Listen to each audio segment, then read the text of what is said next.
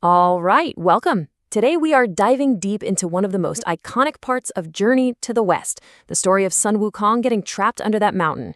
But as we're going to see, this isn't just some story about punishment. It's actually a hidden map, a guide for a journey into yourself.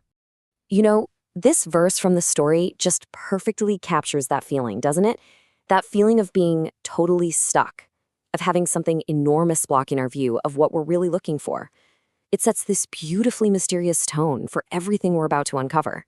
I mean, it's the ultimate paradox, right? The great sage equal to heaven, a being who could take on entire celestial armies and win, is somehow defeated by one simple gesture. But here's the thing. The answer has nothing to do with brute force. It's all about a massive clash of philosophical ideas. Okay, let's get into it. So we all remember the big bet. Sun Wukong, or Ditian, he boasts that he can somersault completely out of the Buddha's palm. If he pulls it off, he gets to be the new emperor of heaven. Now, on the surface, it looks like a simple contest of magic and speed, but the real fight here, it's not about power at all. It's the mind versus the entire universe. So on one side, you've got Tatian. He's the embodiment of cleverness, of raw power, of ambition.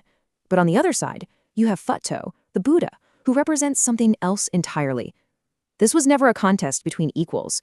It was a collision between two totally different levels of reality. And this, right here, is where the story gets so incredibly smart. See, Tatian isn't just a superpowered monkey. He's a symbol for the absolute peak of mortal intellect. It's brilliant. It's unbelievably fast. 108,000 miles in a single leap. But it's still fundamentally limited by its own nature. And this is where we see the cosmic mismatch. The Buddha isn't just some guy. He is the Dharma Lord. His hand, it symbolizes the entire universe, everything that exists, all the laws, all phenomena. Tatian, being just one tiny phenomenon inside that universe, could no more leap out of it than a thought could leap out of the mind that's thinking it. He had already lost before the bet even started. So you see, his defeat wasn't really a punishment. It was actually the beginning of a profound lesson. And that lesson, it takes the shape of his prison. So let's take a look at the prison itself and see how this whole idea gets built. The sequence here is absolutely crucial. The Buddha's hand, which stands for the whole universe, flips over and becomes a mountain. And not just any mountain, the Five Elements mountain. And this single transformation is one of the most powerful allegories in the entire story. Now, if you look at the deeper meaning here, the mountain isn't just a pile of rock. It's a metaphor for the physical human body. Think about it. Just like this massive mountain made of the five elements trapped the divinely powerful Monkey King, our own physical bodies can sometimes feel like a prison for our spirit, for our higher consciousness. So what are the bars on this prison? Well, they're the five desires that come from our five senses. That constant need for our eyes to see pretty things, our ears to hear pleasant sounds, our nose to smell nice things, our tongue to taste good food, and our body to feel comfortable. These are the very chains that bind our inner Tetian, our restless, powerful mind, and keep it trapped in the material world. Okay, so to make this prison totally escape-proof, they put a paper seal with a mantra on the very highest peak of the mountain. It seems like the final lock on the cage, right? But what if it's not a lock at all? What if it's actually a key? Get this. The mantra on that seal is Om Mani Padme Hum, the famous 6-character mantra. In so many traditions, this is a powerful formula for spiritual liberation and compassion. So yeah, putting a symbol of freedom on a prison, that's a huge clue right there. The placement is everything. It's not at the bottom of the mountain or stuck in some cave. It's on the very summit. And that is not random. It's a specific symbolic instruction that points us to a location inside ourselves. Because that highest peak of the mountain, it corresponds to the crown of the human head, which in these traditions is known as the Nirvana Palace or Ne Huan Gong.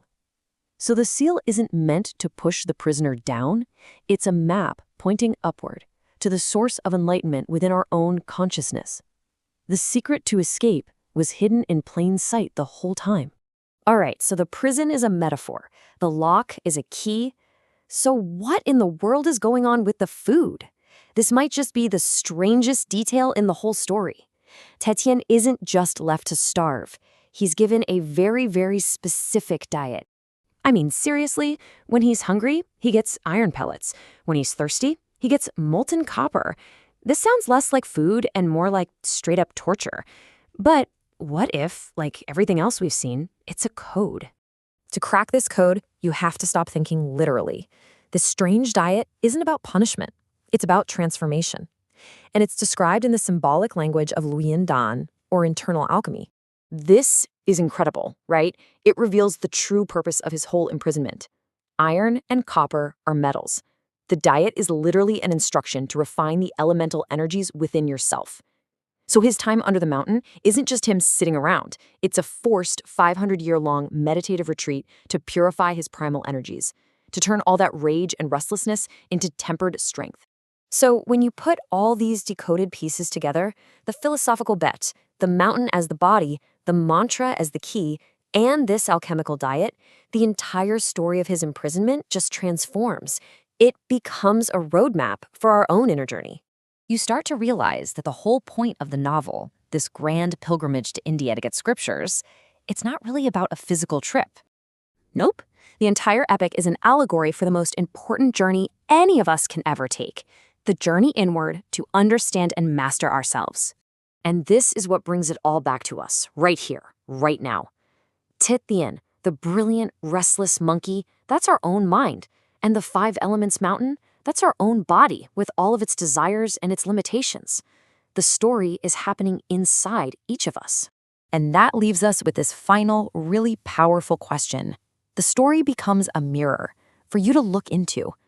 What physical limitations, what worldly desires, what parts of your own body and mind are acting as a mountain, blocking your view of your highest potential, your beloved?